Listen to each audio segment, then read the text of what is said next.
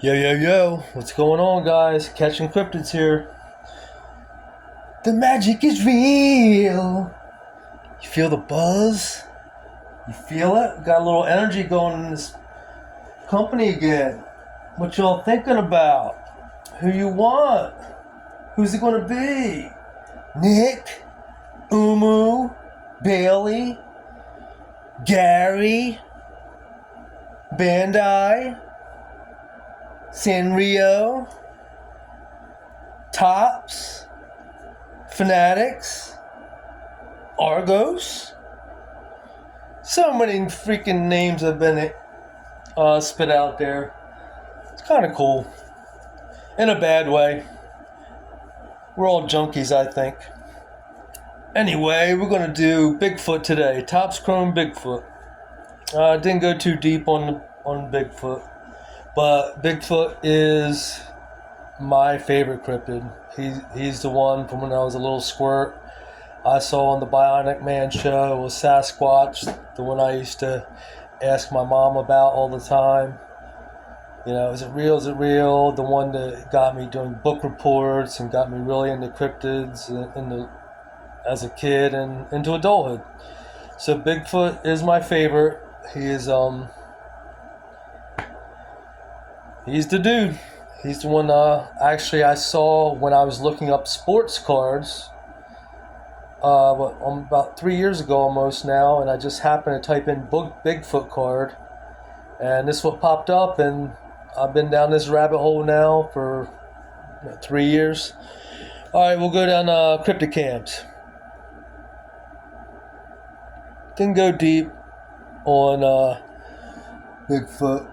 The only ones I would say I really went deep on are Mothman and Frogman, and then semi-deep on Sam Sinclair.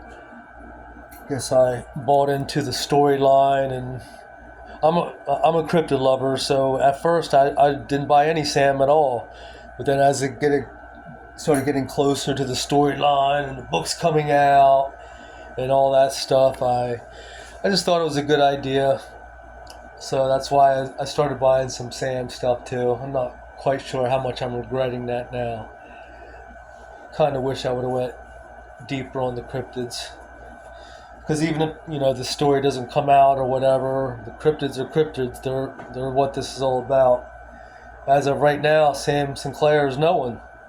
He's a made-up person in a made-up story that doesn't exist. Because the book never came out. Anyway, that's that. Let's see. I'm sorry, that was the one X Fractor I showed you. Forgot to tell you about that one. Now we'll do some green ones, the serialized. Cryptid Cam.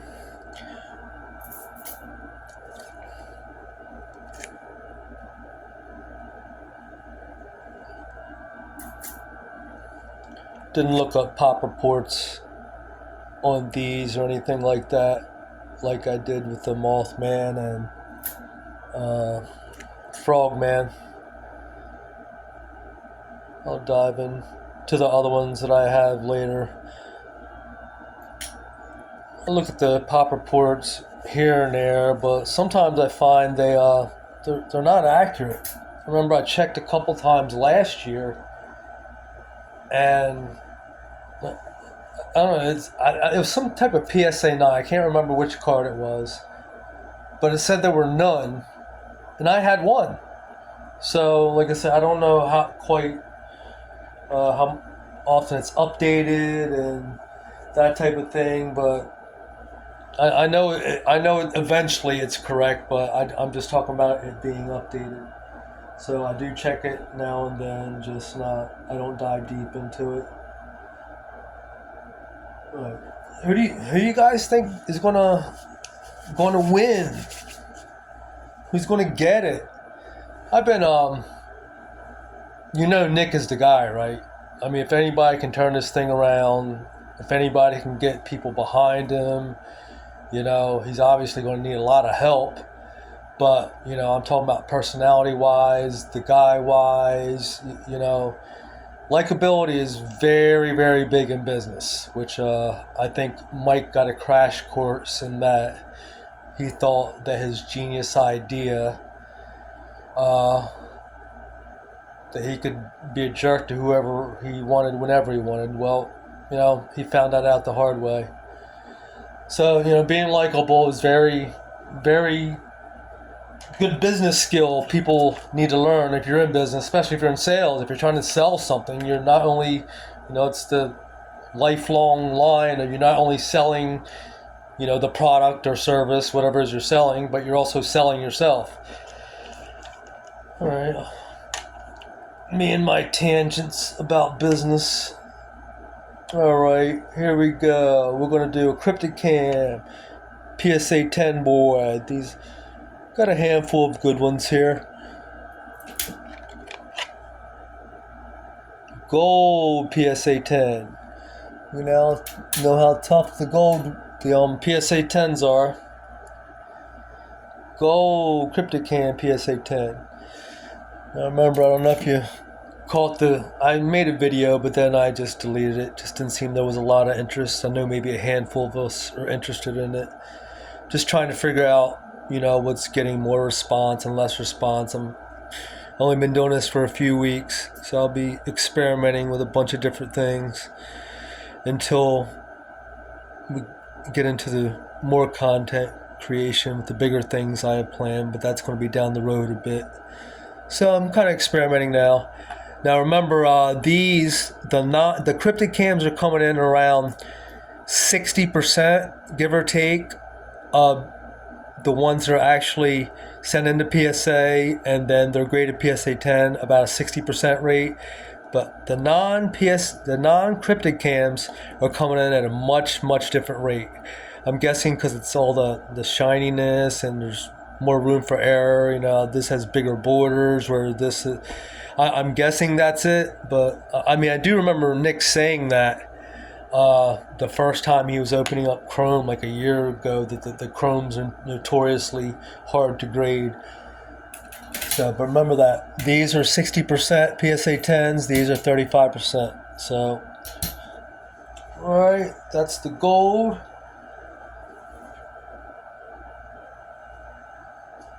What do you think is in that crazy inventory?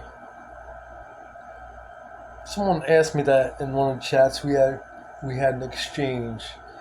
I actually think why there's so much inventory is because, I hate to say it, I hate to bring up negativity, I hate it because I really want positivity to roll forward. But as much lies have been told, you almost have to assume the worst, So, I know they said there were a certain amount of print runs, but I don't believe that by any means. I think every single print run number they told us is more. And I think that's the stuff that was in good old Mikey's vault, that he was backdooring his LGSs, that were spending all this money, and all the partners spending all this money, and him holding them to a high price, and then he has this vault thing going on. That's just not cool, man. But anyway, I think that's what all this excessive product was. Aside from the overprinting, I think it's his excess. That's just my opinion. So I just think there's going to be a lot more of everything in there. Even I think they even said the first edition Nightfall was sold out. I even think there's going to be some of that in there. But like I said, that's my personal opinion. It's a shame. We just don't know. There's so many unknowns, and we just don't know, just because of all the lies that have been told. All right, here's an orange biggie. And PSA 10 orange biggie. I'm just curious what everybody thinks is in that 500, 700 pallets, whatever it is. And that's just a golden. That's not at the other locations. One thing we could say about METAZOO, it's never boring. From beginning to end, it's just there's something always going on. Yeah, I just think we're all adrenaline junkies. And here's my big boy, Bigfoot. PSA 10, black. I want to go into a little detail about the Nick and Umu thing. I've been so twisted about it, because I've followed Umu probably more than anyone. I even sit through the stuff I don't like to hear because the guy brings a lot of knowledge to the table, and if you can sift through all the nonsense that comes out of his mouth occasionally, there's a lot of good stuff there you can learn from the guy. So, like I said, Nick is the guy. Even if he's not partnering with Umu, he should be the one partnering with someone else, because if anyone can have a big part in the consumer confidence and reviving the brand, I think it's Nick. But Umu is the one he's chosen, and I sit here. I try to think about it objectively as a business person, not being too emotional about it, and I try not to think too emotionally about him and his ranting and all that stuff. But the guy brings a lot to the table. I mean, he's been in this industry like 20 years, over that. The dude's an attorney, from not an Ivy League school, but a top tier school. The guy's got some money. And even more important than that, he's got friends that's got more money than him. So, these types of things come into play. And another thing I get about him is that, from multiple things he said, is that he has ethics. He does respect the law, and he has ethics. He's always talking about when he makes deals with people, he makes sure they're good. Sometimes he even overpays. So at first I didn't like it, but when I think about all these things, he might actually be a good partner for Nick. And another thing about him is that because he doesn't crazy love it like we do, he can be objective about it. Whereas we know that Nick is like us. He's crazy passionate about that. And when you're crazy passionate about something, sometimes, your vision gets a little blurry, because you're with your heart. It's all heart. Sometimes you're not with the mind. And when someone like Umu, his heart is not crazy about METAZOO, so he can actually sit back with his big mind and think objectively about things and decision making. So, like I said, the Umu thing is tough, but he brings a lot of good to the table, and the more and more I think about it, I don't think he would be so bad of a partner for Nick. So, like I said, that's my opinion on it, on all the things, actually. I'll give you a sweep of my Bigfoot Chrome. I don't have a lot of them, maybe 100 total. There's some bases and refractors. You know the deal, how I sweep the table. Of course, with the bling. I love the bling. I love the chrome. I love the bling. I love the shiny. That's why I love those in-house hollows too. Bling, bling. These are all bases over here. And I'll sweep my nicer cards real quick, a little slower. Crypticams. There's the X-Fractor. I zoomed right by. I didn't show you the first time. Green biggies. Green biggies. I have so many ungraded cards. That's another thing. I have to learn how to grade cards, which my bud, who's going to be joining me soon, Craze Ballin', CRA is ballin', is his name that we know him by in the chats. He's a really good dude, and man, does he know how to grade cards. I mean, he's really got an eye for this car grading thing.